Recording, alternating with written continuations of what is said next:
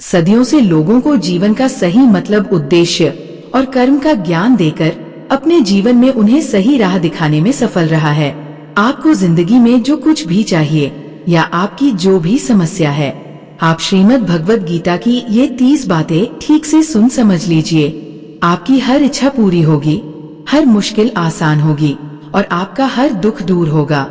आज हम भगवान श्री कृष्ण द्वारा दिए गए 30 महत्वपूर्ण विचारों को आपके लिए लाए हैं, ताकि ये आपके वर्तमान और भविष्य के सभी दुखों और कष्टों का निवारण करने में आपकी मदद कर सके। गीता का ये ज्ञान अमृत से भरा है, जो इंसान के मरे हुए मन और जीवन में एक नई जान डाल देता है। मैं गारंटी के साथ ये बात कह सकता हूँ कि जो कोई भी इन 30 बातों को ध्यान से पूरा वीडियो के अंत तक सुनेगा, उसे अपनी हर समस्या का हल मिल जाएगा। उसे वो सब कुछ मिल जाएगा जो वह पाना चाहता है। इसलिए इस वीडियो में एक भी विचार को मिस मत कीजिए और इस वीडियो को पूरा अंत तक सुने। तो चलिए शुरू करते हैं। श्रीमद् भगवत गीता का सबसे पहला उपदेश है कि बहुत ज्यादा मीठे बोलने वालों से और ज्यादा तारीफ करने वालों से सावधान रहना चाहिए, क्योंकि लोग मीठा सिर्फ तभी बोलते हैं जब उनको आपसे अपना मतलब निकालना होता है। आपकी तारीफ भी सिर्फ तभी की जाती है जब उन्हें आपसे अपना काम निकालना होता है। याद रखना कि तारीफ आपको जिंदगी में कभी भी फ्री में नहीं मिलने वाली। अगर कोई आपकी तारीफ कर रहा है तो कुछ ना कुछ उसके लिए आपको चुकाना ही पड़ेगा। इसीलिए जो बहुत ज्यादा मीठा बोलते हैं या जो आपकी तारीफ करते हैं, उनसे जरा सावधान रहना चाहिए। श्रीमद् भगवत गीता का दूसरा उपदेश ये है कि आंखों से सच दिखने वाली बात पर भी एकदम से जल्दी भरोसा नहीं करना चाहिए। ऐसी बहुत कहानियां आपने सुनी होंगी कि कई बार आंखों से दिखने वाली बात भी सच नहीं होती है। इसीलिए भरोसा करने में कभी भी जल्दबाजी मत करना। गीता का तीसरा उपदेश ये है, फल की आशा से कर्म करने वाले मनुष्य का मन कभी शांत व संतुष्ट नहीं रहेगा, क्योंकि उसकी लालसा हर नए शिखर पर पहुंचती ही रहेगी। ऐसे में उसका मन कभी संतुष्टि का आनंद नहीं भोग पाएगा। जो व्यक्ति फल की अभिलाषा हेतु कर्म करता है, फिर जब उसे उम्मीदों के अनुसार फल प्राप्ति नहीं हो पाती है, तो वह निराश और दुखी हो जाता है।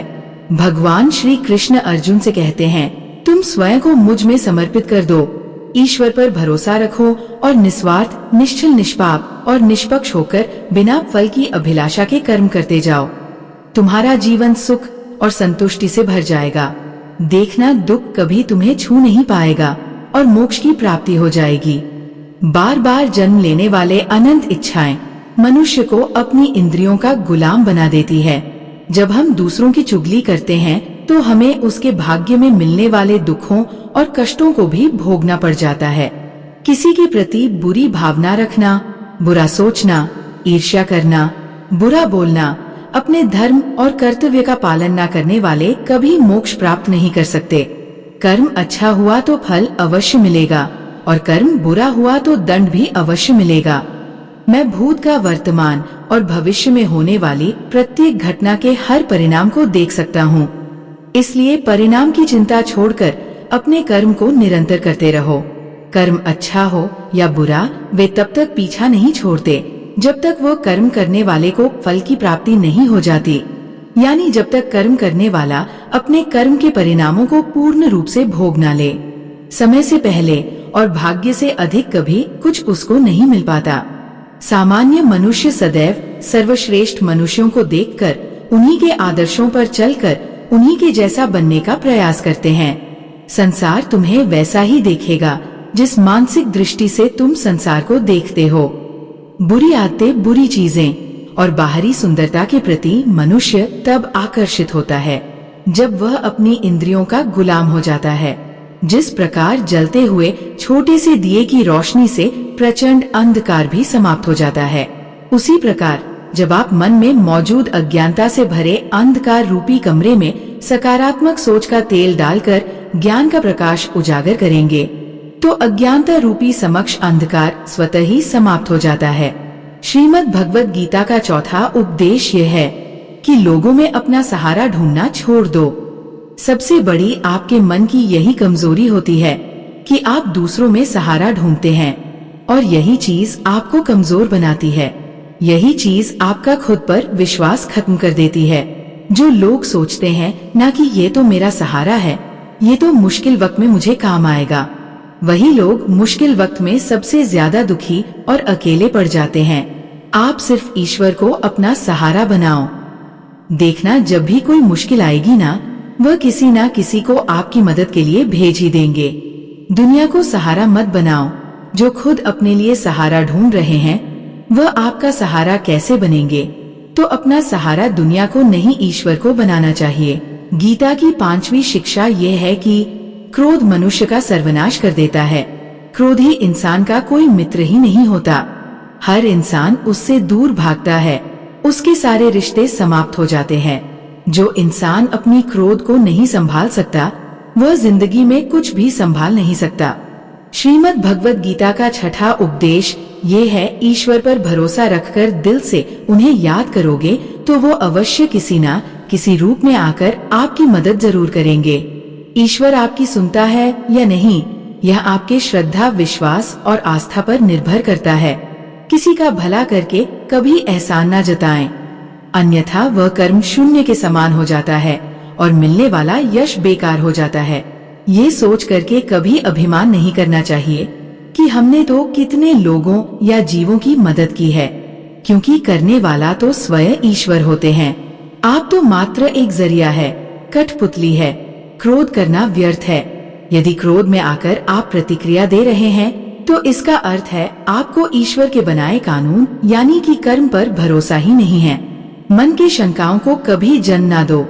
ये शंकाएं मन में गलतफहमियां के पहाड़ बना देती है, जिससे जीवन का सुख चैन छीन जाता है। यदि कोई आपके साथ बुरा करता है, तो कर्म और समय उसका हिसाब खुद ही कर देगा। उपकार के बजाय परोपकार करें और चिंता की बजाय चिंतन करें। मन को सदैव नियंत्रित करके चले, अन्यथा यह मन आपका सबसे बड़ा शत्रु बनकर आपसे बुरे कर्म करवा सकता है। ज्ञान सदैव बुद्धि से उत्तम व श्रेष्ठ होनी चाहिए। इसलिए ज्ञान अर्जित करते रहे और बांटते रहें, ताकि दूसरों का जीवन संवर जाए। एक ही मनुष्य की हमेशा मदद ना करें, जब तक कि वो स्वयं ही काबिल ना हो जाए। जो व्यक्ति फल की आशा हेतु कर्म करता है, वह कर्म से ही बंध कर रह जाता है। कोई भी इंसान जन्म से नहीं, बल्कि अपने कर्मों से महान बनता है। दुनिया और लोग वैसे ही नजर आएंगे जैसा तुम देखना चाहोगे। मेरा तेरा, छोटा बड़ा अपना पराई, ये मन से मिटा दो, फिर सब तुम्हारा है और तुम सबके हो। फल की अभिलाषा छोड़कर निरंतर कर्म करने वाला मनुष्य ही अपने जीवन को सुखद और संतुष्टिदायक बना पाता है। कोई भी दुख तुम्हें तब तक विचलित नहीं कर सकता जब तक तुम इंद्रियों को अपने वश में रखते हो। शांति उसी को प्राप्त होती है जो मैं और मेरा तथा मैंने किया या मैंने बनाया ऐसी लालसा से बाहर आ जाता है। किसी भी वस्तु व जगह या जीव एवं मनुष्य से अत्यधिक लगाव एक दिन दुख का सबसे बड़ा कारण बनता है। जीवन में वही मनुष्य संतुष्ट रह सकता है जो कम से कम में भी खुश है और अधिक पाने या होने की लालसा व उम्मीद नहीं रखता। गीता का 7वां उपदेश यह है कि अपने मन को शांत रहना सीखो, क्योंकि अशांत मन जीवन में सिवाय दुख के और आपको कुछ नहीं देने वाला, और एक शांत मन आपको जीवन में प्रेम और आनंद ही देगा। दुख और सुख सिर्फ शांत और अशांत मन के परिणाम है। अशांत मन दुख को ही जन्म देता है और शांत मन परम आनंद को जन्म देता है। गीता का 8वां उपदेश यह है कि किसी से भी हद से ज्यादा लगाव कभी मत रखना। दुर्योधन के पिता धृतराष्ट्र का राजगद्दी से बहुत ज्यादा लगाव था। राजगद्दी के आगे उन्हें कुछ भी दिखाई नहीं देता था और गद्दी के लिए उनका वह हद से ज्यादा लगाव और मोह पूरे राष्ट्र को ले डूबा, अनगिनत लोगों की मौत का कारण बन गया। आप भी जब ऐसी ही किसी के पीछे हद से ज्यादा पागल हो जाते हैं, तो वो चीज आपको मिले या ना मिले, लेकिन आपकी जिंदगी जरूर खराब कर देती है। गीता का 9वां उपदेश ये है, अध्यात्म से जुड़े एक अध्यात्म ज्ञान ही जीवन को सुकून की तरफ ले जा सकता है। लोगों की बातों पर जितना ध्यान देंगे, उतना ही आपका खुद पर से विश्वास कम होता जाएगा। इसलिए खुद पर विश्वास कर खुद के दम पर आगे बढ़ो और स्वयं ही अपना मार्ग तय करो। जीवन में किसी भी पल कुछ भी हो सकता है। जीवन सीमित है, समय व्यर्थ मत करो। बुरे अतीत को याद करके दुखी होने से अच्छा है कि उससे सीख लो और अपने वर्तमान को सुधार कर एक बेहतर भविष्य का निर्माण करो। किस बात को लेकर परेशान हो, कर्म करो और ईश्वर पर भरोसा रखो। क्या होगा क्या नहीं ये ईश्वर पर छोड़ दें। जितना अधिक पुरुषार्थ करोगे स्वर्ग का मार्ग उतना ही सरल होगा। स्वयं को ईश्वर के चरणों में सौंप दो। नित्य अच्छे कर्म करो और लोगों की भलाई करो और उन्हें सही राह दिखाओ। एक ज्ञानवान व्यक्ति कभी भी कामुक सुख में आनंद नहीं लेता। इसलिए ज्ञानी बनो। जो हो गया वह अच्छा हुआ, जो हो रहा है वह अच्छा हो रहा है और जो होगा वह भी अच्छा ही होगा। वेद पुराण पढ़ने का कोई लाभ ही नहीं जब तक उसमें कही बातों को अपने जीवन में अवतरित ना करें, उनका पालन ना करें। रावण बुद्धिमान अवश्य था किंतु ज्ञानी नहीं। उसकी अज्ञानता ने उसे क्रोधी, कामुक और अहंकारी बना दिया, जो उसकी मृत्यु का सबसे बड़ा कारण बना। मैं सभी प्राणियों को एक समान रूप से देखता हूँ। मेरे लिए ना कोई कम प्रिय है और ना ही अधिक। वह ज्ञान व्यर्थ है जो सिर्फ तुम तक ही सीमित है। उस ज्ञान का कोई लाभ नहीं जिससे समाज एवं जगत का कल्याण ना किया जा सके। तुम क्यों व्यर्थ में चिंता करते हो? तुम क्यों भयभीत होते हो? कौन तुम्हें मार सकता है? आत्मा ना कभी जन्म लेती है और ना ही इसे कोई मार सकता है। यही जीवन का अंतिम सत्य है। मनुष्य के कर्म ही मनुष्य को ईश्वर के नजदीक लाता है या ईश्वर से दूर कर देता है। इसलिए हमेशा अच्छे कर्म ही करें। जब जब इस धरती पर पाप, अहंकार और अधर्म चरम सीमा पर होगा, तब तब उसका विनाश कर धर्म की पुनः स्थापना हेतु मैं अवश्य अवतार लेता हूँ। जो दान कर्तव्य समझकर बिना किसी सोच के किसी जरूरतमंद व्यक्ति को दिया जाए, वह दान सात्विक माना जाता है। जिसने मन को जीत लिया है, उसने पहले ही परमात्मा को प्राप्त कर लिया है, क्योंकि उसने शांति प्राप्त कर ली है। ऐसे मनुष्य के मन पर सुख दुख, सर्दी गर्मी और मान अपमान का कोई फर्क ही नहीं पड़ेगा। जो विद्वान होते हैं वह ना तो जीवन के लिए और ना ही मृत के लिए शोक करते हैं। गृहस्थी व समाज में रहकर परोपकार करना और अपने कर्तव्यों को पूरी निष्ठा से ईमानदारी के साथ निभाना, धर्म का पालन करना भी बड़े तप के समान होता है। गीता का 10वां उपदेश ये है कि इंसान ही आजकल इंसान का दुश्मन हो गया है। चाहे आप बिजनेस में देख लो, चाहे आप रिश्तों में देख लो, किसी भी फील्ड में आप देख लो, इंसान ही इंसान को नुकसान पहुंचा रहा है। इतना प्रतिस्पर्धा बढ़ गया है, कितनी चोरियां बढ़ रही है, इतना क्राइम बढ़ गया है। शास्त्रों में जो कलयुग के लक्षण लिखे गए हैं, न कि एक दिन इंसान ही इंसान को खाएगा, वह समय तो आ गया है। इंसान ही तो इंसान को खा रहा है, एक दूसरे का बिजनेस खा रहा है, एक दूसरे की नौकरियां खा रहा है, एक दूसरे की जिंदगी की खुशियां खा रहा है। इंसान जो दुखी है उसे और दुखी करो, जो खुश है उसे परेशान करो। यही तो हो गया है। आजकल कहने को तो सब इंसान हैं, लेकिन इंसानियत कहीं दिखती ही नहीं। एक दुकानदार के पास से एक साधु निकल रहे थे।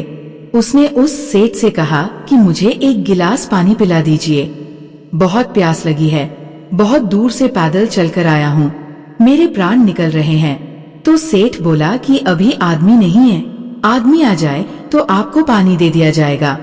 थोड़ी देर बाद उन साधु ने सेठ से कहा, आप कृपया करके मुझे एक गिलास पानी पिला दीजिए, मैं चला जाऊंगा, मेरे प्राण निकल रहे हैं और आसपास में किसी का घर भी नहीं दिख रहा है।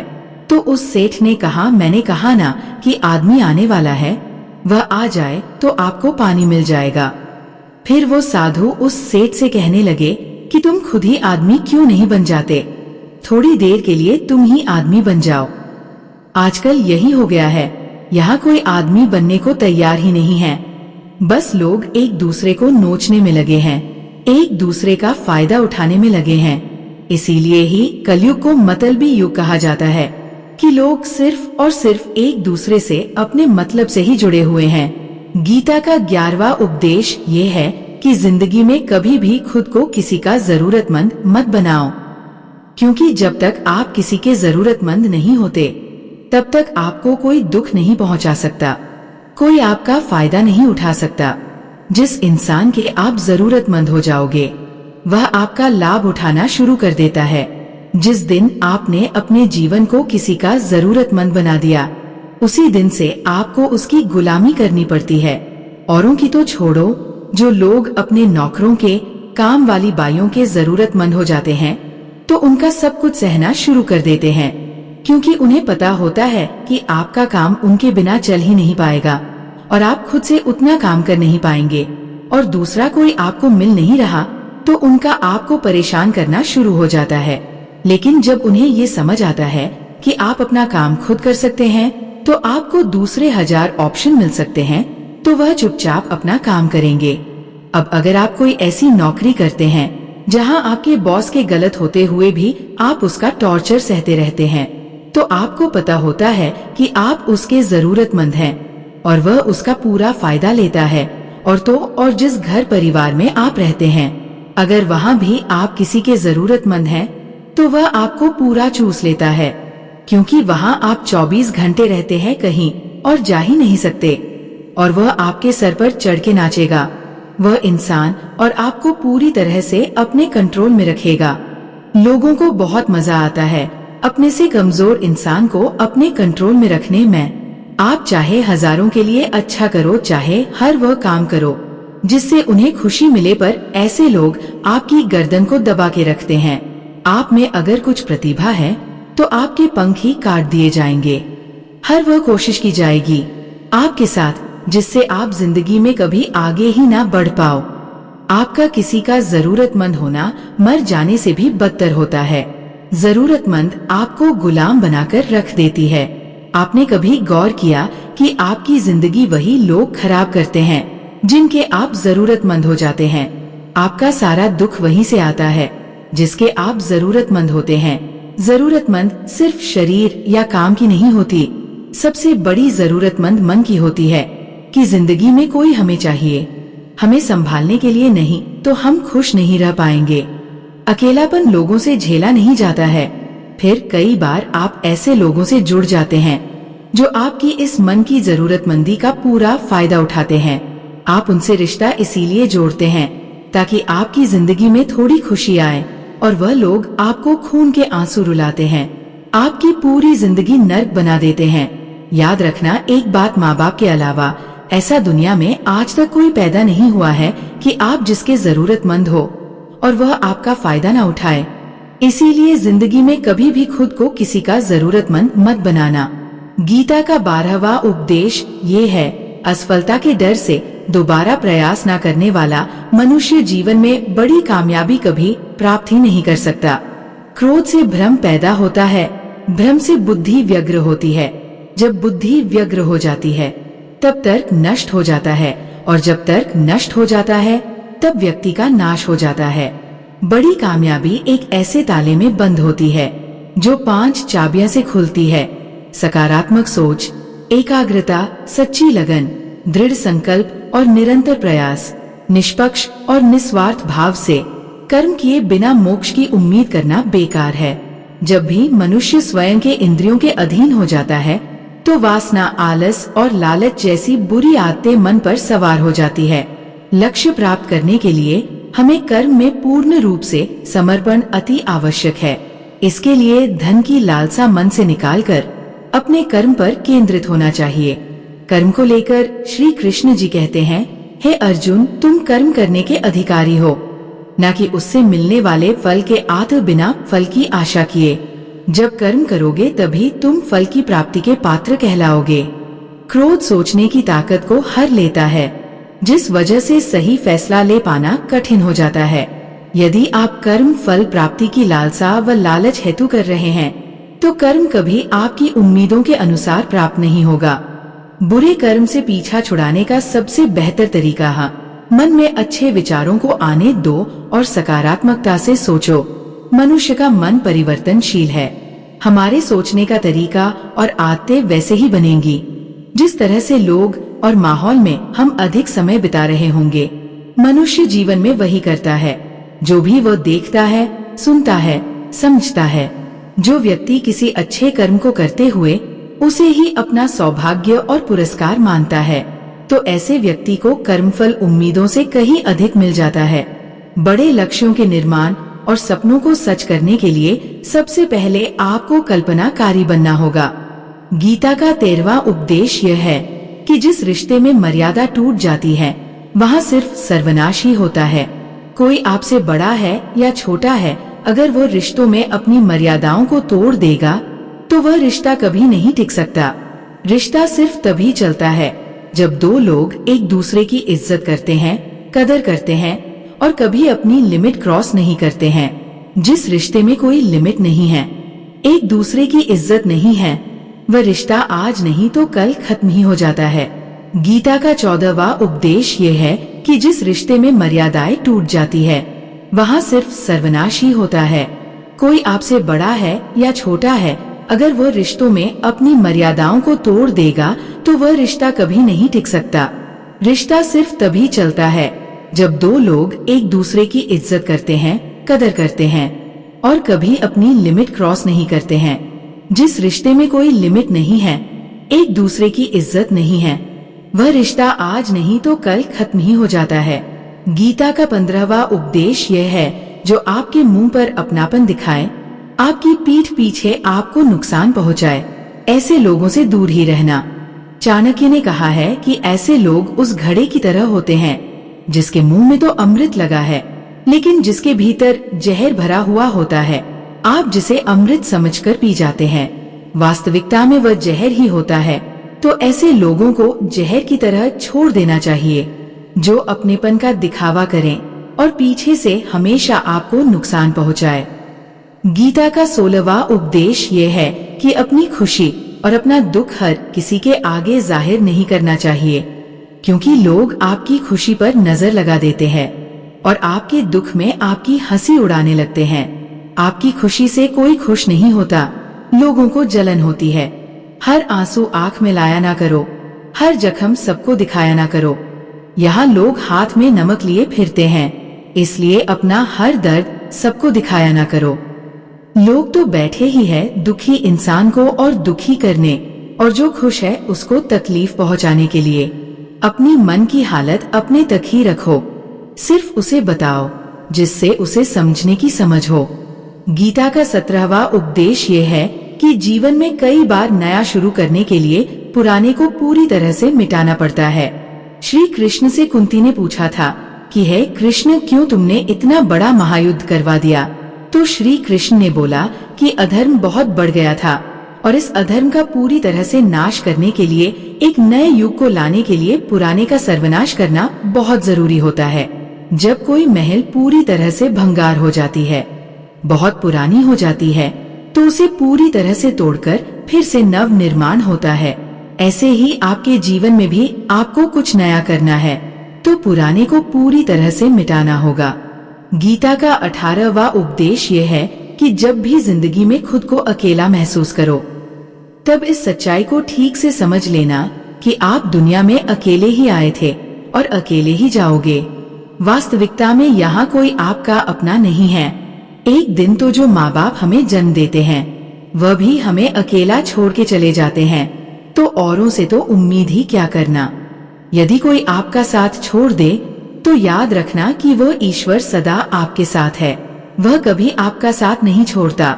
गीता में श्री कृष्ण ने अर्जुन से कहा कि चाहे कोई मनुष्य मुझे माने या ना माने, लेकिन मैं इंसान का साथ कभी नहीं छोड़ता, क्योंकि ये सब मेरी ही संतानें हैं। इंसान को ईश्वर का ही अंश कहा गया है, इसलिए मनुष्य को ईश्वर की संतान कहा जाता है। इसीलिए आपको अकेलेपन से कभी दुखी नहीं होना चाहिए, कभी डरना नहीं चाहिए, बल्कि किसी गलत इंसान के साथ रहने से डरना चाहिए। एक कहावत है कि something is better than nothing, यानी कुछ होना कुछ नहीं होने से कुछ गुना बेहतर है। लेकिन एक और कहावत है कि nothing is better than nonsense. In nonsense लोगों के साथ रहने से अच्छा है आप अकेले ही रहो। इसीलिए गीता का यह उपदेश हर इंसान के लिए बहुत जरूरी है, जो खुद को अकेला समझकर दुखी हो जाते हैं। इसीलिए अकेलेपन से डरना, दुखी होना छोड़ दो, क्योंकि यहाँ कोई किसी का नहीं होता। गीता का 19वां उपदेश ये है कि जब कोई आपके साथ धोखा या छल करे तो उसको कोसना या दुखी होना छोड़ दो, बल्कि उससे शिक्षा लो कि लोग असलियत में वैसे नहीं होते जैसा आप उन्हें समझ लेते हैं। यहाँ पर लोग अपने मुंह पर मुखौटा लगाकर घूमते हैं। यहाँ हर इंसान खुद को अच्छा दिखाने की कोशिश करता है, लेकिन अच्छा बनने की कोशिश कोई नहीं करता। आप किसी के साथ थोड़ा गलत व्यवहार करके तो देखो, उसका असली रंग सामने आ जाएगा। या फिर जब आपकी जिंदगी में कुछ मुश्किल वक्त आएगा तो भी आपको उसका का असली रंग देखने को मिल जाएगा। इसीलिए किसी पर भी जल्दी भरोसा नहीं करना चाहिए। किसी से भी इतनी उम्मीद नहीं लगानी चाहिए कि बाद में हमारा दिल ही टूट जाए, क्योंकि दुनिया के लोग ना कभी किसी के हुए हैं और ना कभी किसी के होंगे। अपना दिल उस ईश्वर को समर्पित कर दो, फिर देखना आपका दिल कोई नहीं दुखा पाएगा। श्री कृष्ण ने अर्जुन से गीता के 12वें अध्याय भक्ति योग में कहा है कि हे अर्जुन, अपना मन, अपनी बुद्धि, अपना दिल सिर्फ उसमें लगा दे, फिर देखना तेरा दिल कोई नहीं दुखा पाएगा, कोई तेरा दिल नहीं तोड़ पाएगा। याद रखना, इस दुनिया में आप जिससे भी सबसे ज्यादा दिल लगाओगे, सबसे ज्यादा दुख भी आपको वही इंसान देगा, क्योंकि इस दुनिया में दिल की कोई कदर नहीं है, भावनाओं की कोई कदर नहीं। कदर होती है बस मतलब की, फायदे की, कि आपसे किसी का क्या फायदा हो सकता है। जब तक आपसे लोगों का मतलब है तब तक सब लोग आपसे अच्छा चलते हैं। जैसे ही उनका मतलब खत्म हो जाता है वैसे ही उनका बात करने का तरीका भी बदल जाता है। इसीलिए जब आप किसी से नया मिलते हैं तो उस पर यकीन मत करिए, वो सिर्फ एक मुखौटा है, आपको दिखाने के लिए, आपको फंसाने के लिए। अब यह आप पर निर्भर करता है कि आप उसमें फंसते हैं या अपनी समझ से काम लेते हैं। गीता का 20वां उपदेश ये है कि कभी भी अपने धन, अपने पद और बल का अभिमान नहीं करना चाहिए। दुर्योधन को बहुत अभिमान था कि मेरे पास भीष्म पितामह जैसे, द्रोणाचार्य और कर्ण जैसे योद्धा बैठे हैं, तो ये पांडवों को तुम्हें यूं ही मसल कर रख दूंगा।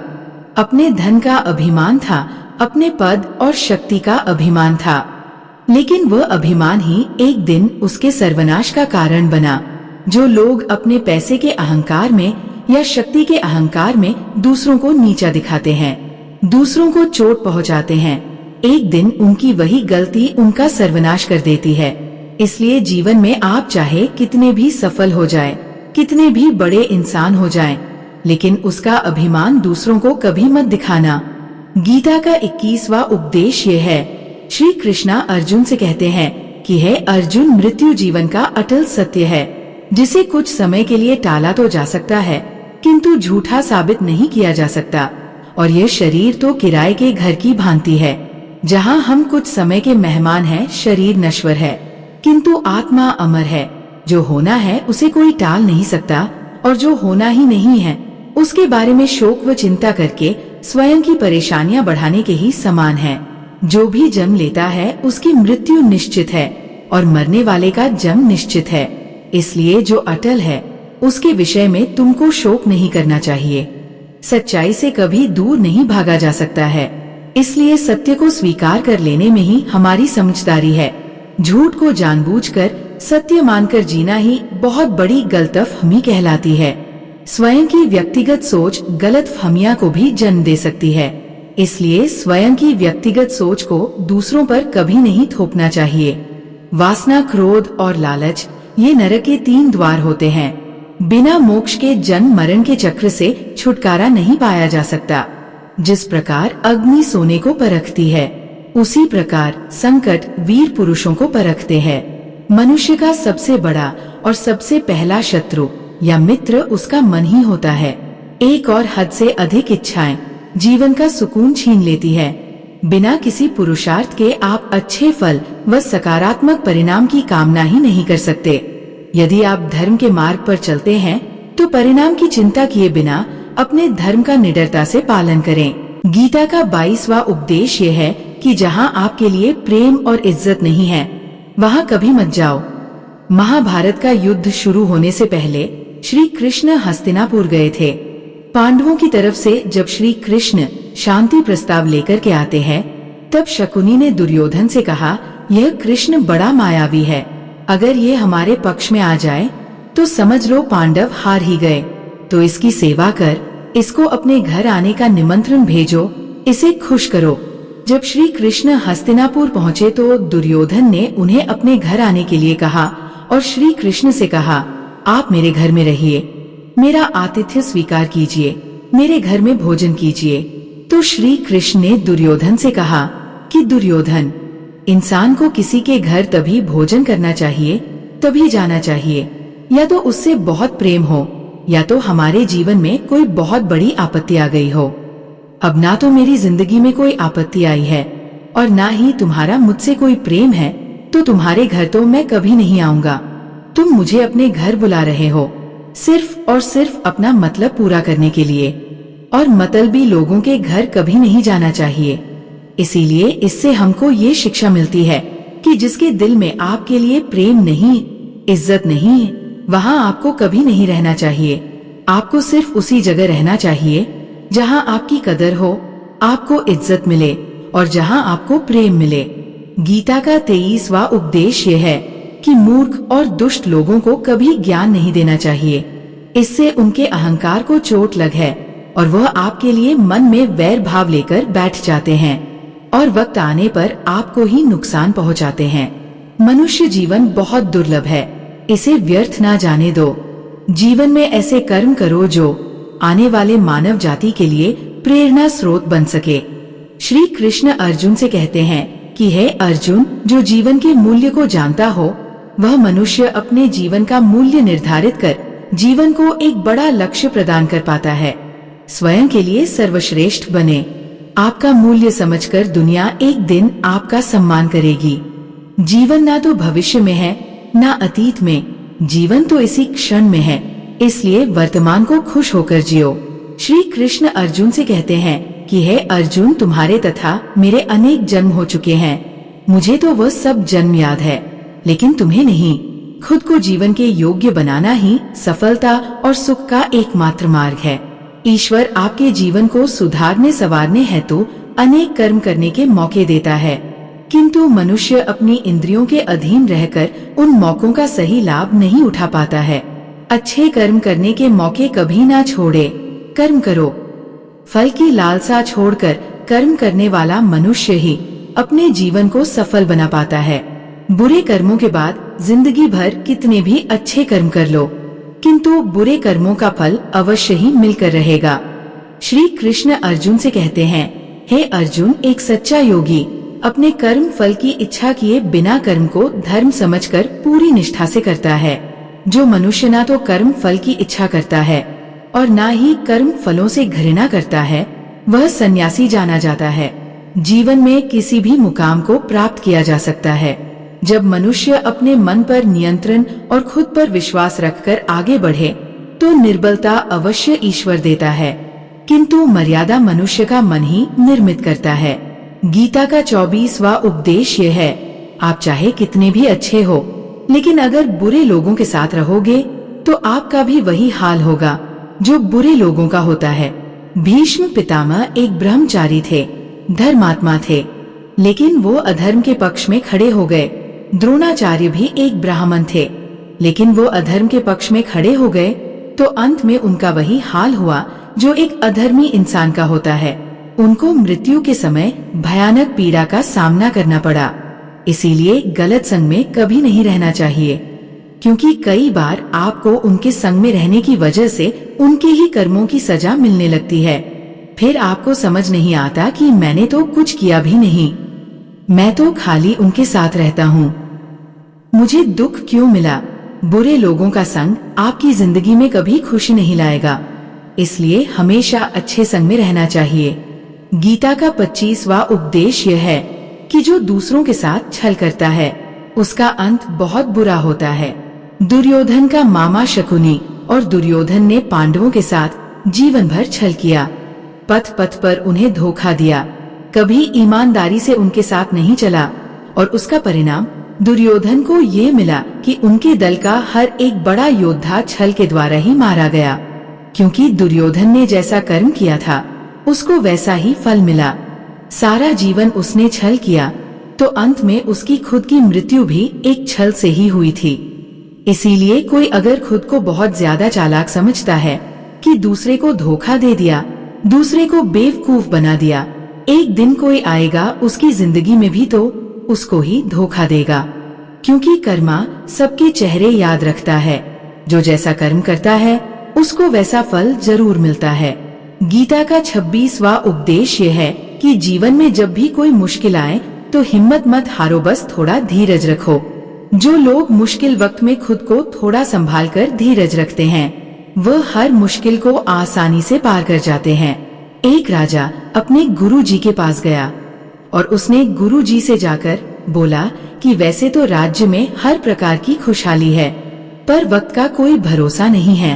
अगर कभी जिंदगी में कोई मुश्किल वक्त आए, कोई बुरा वक्त आए, तो उस वक्त के लिए मुझे कोई मंत्र दीजिए, कोई शिक्षा दीजिए, कोई उपदेश दीजिए कि उस बुरे वक्त से कैसे बाहर निकलना है।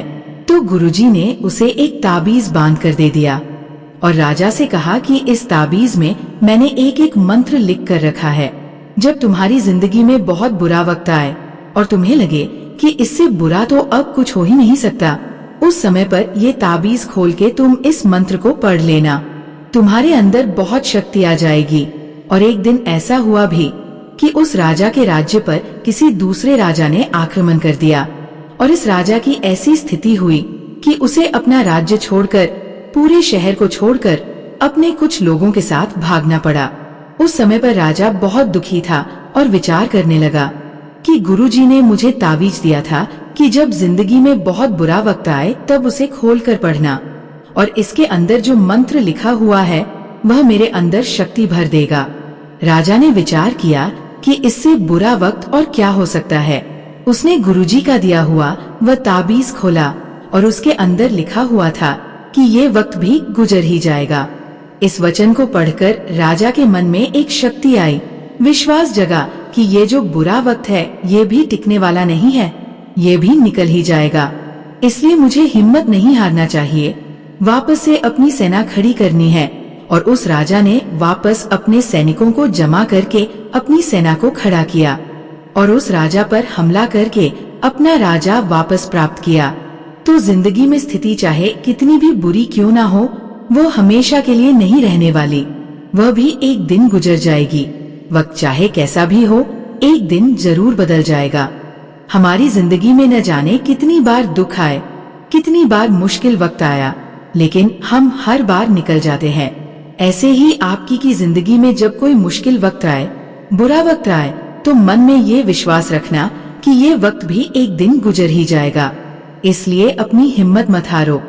अगर आपके अंदर धीरज है तो आप बुरे से बुरे वक्त को भी जरूर पार कर जाओगे। गीता का 27वां उपदेश ये है कि आज के युग में बहुत ज्यादा अच्छे मत बनो, नहीं तो ये दुनिया आपको लूट के कंगाल कर देगी। पांडवों की कहानी ये शिक्षा देती है कि ज्यादा अच्छा बनना आपको कई बार बहुत दुख दे सकता है। जो पांडव हमेशा धर्म पर चलते थे, कभी कोई गलत काम नहीं किया, लेकिन उनका सारा राजपाट चला गया। उनकी पत्नी को भरी सभा में नग्न करने की कोशिश की गई। भिक्षा लेकर के उन्हें अपनी जिंदगी गुजारनी पड़ी। कारण क्या था? वो कुछ ज्यादा ही अच्छे बन रहे थे। ये तो तब की बात है और आज की दुनिया तो और बदल चुकी है। लोग अच्छे इंसान को इज्जत कम देते हैं, बल्कि उसका इस्तेमाल ज्यादा किया जाता है। अगर आप भी लोगों के साथ अच्छा चलते हैं तो आप इस चीज को खुद अनुभव कर पाएंगे। आप जितना लोगों के साथ अच्छा चलते हैं, लोग आपके साथ उतना गलत व्यवहार करते हैं, लोग आपका उतना ज्यादा इस्तेमाल करते हैं। आप दूसरों की खुशी के लिए कुछ भी करते जाते हैं और लोग सिर्फ आपका फायदा लेने में लगे रहते हैं। इसीलिए आज के जमाने में खुश रहना है, ना तो बहुत ज्यादा अच्छे मत बनो। इसका मतलब ये नहीं कि आप बुरे इंसान बन जाओ, आप अपनी नजर में अच्छे बनते रहो। दुनिया की नजर में अच्छे बनने की कोशिश कभी मत करना। गीता का 28वां उपदेश ये है कि आप अपने गुजरे हुए वक्त को भूल जाओ, क्योंकि अगर आप गुजरे हुए वक्त के दुख में जीते रहोगे, उसके पश्चाताप में जीते रहोगे, तो आज भी आप कभी खुश नहीं रह पाओगे। समझदार लोग जो समय चला गया है उसका दुख कभी नहीं करते। आपका बीता हुआ कल कैसा भी क्यों ना हो, पर उसका प्रभाव आपके आज पर नहीं पड़ना चाहिए। जो भी आपके साथ हुआ उससे सबक लो, शिक्षा लो कि अब ये जिंदगी में आगे नहीं होने देंगे हम, और जीवन में आप आगे बढ़ जाओ। कई बार लोग रोते रहते हैं कि उस इंसान ने मेरे साथ इतना गलत किया, इसीलिए आज जिंदगी में मैं इतना दुखी हूँ। लोग कोसते रहते हैं दूसरों को कि उसकी वजह से मेरी जिंदगी में दुख है, उसकी वजह से मेरी जिंदगी खराब हो गई है। लेकिन जब तक आप उसे कोसते रहेंगे, आप जिंदगी में कभी खुश नहीं रह पाएंगे, कभी आगे नहीं बढ़ पाएंगे। जो हुआ, जो लोगों ने आपके साथ किया, उसे आप बदल नहीं सकते, लेकिन आपका आज आप जरूर बदल सकते हो।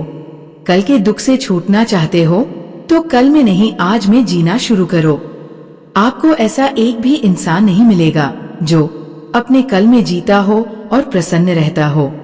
सिर्फ वही इंसान खुश रहेगा जो अपने आज में जीता है। कल में जीने वाला इंसान किसी ना किसी पीड़ा से जुड़ा होता है, किसी ना किसी दुख, किसी ना किसी पश्चाताप से जुड़ा होता है। कल में जीना आपकी जिंदगी की सारी खुशियां छीन लेगा, तो जितना हो सके अपने पास्ट को भूल जाइए और अपने प्रेजेंट में जीना शुरू कीजिए। गीता का 28वां उपदेश यह है कि हमारे रिश्तेदार ही हमसे सबसे ज्यादा जलते हैं। हमारी सफलता से सबसे ज्यादा दिक्कत हमारे रिश्तेदारों को ही होती है। बाहर वालों को कोई फर्क नहीं पड़ता कि आपकी जिंदगी में क्या हो रहा है, और जो आपके रिश्तेदार होते हैं उनकी पूरी नजर रहती है आपकी जिंदगी पर। बाहर से तो वो यही कहेंगे कि आगे बढ़ो, सफल हो जाओ, खुश रहो जिंदगी में। और जब उन्हें आप अपनी सफलता के बारे में बताएंगे, अपनी किसी कामयाबी की खबर उनको सुनाएंगे, तो उसे सुनकर उन्हें बिल्कुल भी खुशी नहीं होती। कई बार सारी दुनिया आपको पसंद करती है, आपके काम की तारीफ करती है, लेकिन आपकी कदर आपके घर में ही नहीं होती। महाभारत का युद्ध बाहर के लोगों में नहीं हुआ था, ये भाइयों के आपस की लड़ाई थी। पांडवों के हर सुख से दुर्योधन जलता था। जब भी पांडव किसी काम में सफल होते थे, उसे बिल्कुल भी बर्दाश्त नहीं होता था। दुर्योधन हर कोशिश करता था पांडवों को नीचा गिराने का, जितना हो सके उन्हें दुखी करने का। और वही भाइयों की आपसी जलन महाभारत के युद्ध की वजह से हुई, जिसमें न जाने कितने अनगिनत लोग मारे गए।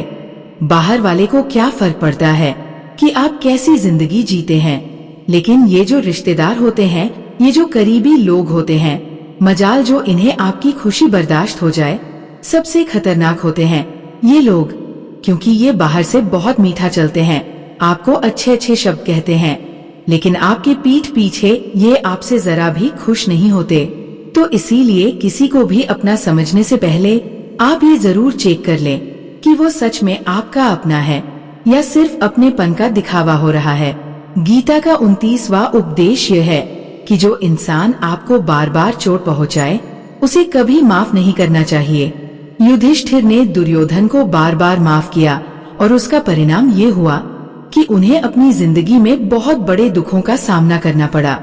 वह इंसान अगर एक बार गलती करे तो माफ करना फिर भी ठीक है, लेकिन कोई अगर बार बार गलती करे तो उसे माफ करना आपको बहुत ज्यादा नुकसान पहुंचाएगा, क्योंकि वो गलती नहीं हो रही है उससे, वो उसकी आदत है, वो ऐसा ही है, वो हमेशा आपके साथ ऐसा करेगा। तो बहुत ज्यादा दयालु मत बनो। किसी को माफ करने में और बेवकूफ बनने में बहुत बड़ा अंतर होता है।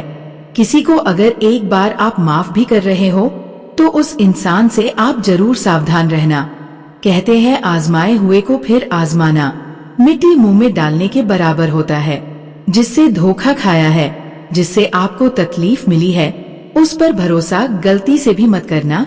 तो माफ उतना ही करो जितने में आप बेवकूफ ना लगो। गीता का 30वां उपदेश यह है कि डर धारण करने से भविष्य के दुख का निवारण नहीं होता है। डर से चिंताएं तो बढ़ती है, जो मन का सुख चैन सभी छीन लेती है। किसका डर है तुम्हें? कौन तुम्हें मार सकता है? तुम शरीर नहीं हो, शरीर तो तुम्हारा मात्र एक साधन है। अपने कर्मों को सिद्ध करने का तुम एक आत्मा हो जो कि अमर है। तुम युगों से अनेकों शरीर धारण करते आए हो, अब मानव शरीर तुम्हें प्राप्त हुआ। अपने कर्म को सिद्ध करके जीवन का मात्र उद्देश्य परोपकार करना है। जरूरतमंद की निस्वार्थ मदद करना है। जो व्यक्ति निरंतर और अविचल भाव से भगवान के रूप में मेरा स्मरण करता है वह मुझको अवश्य ही पा लेता है। कोई व्यक्ति मेरे अस्तित्व को नकारे उससे मुझे कोई फर्क नहीं पड़ता है। बस वह मनुष्य दिल का साफ और कर्म का नेक, ईमानदार और भला मनुष्य होना चाहिए।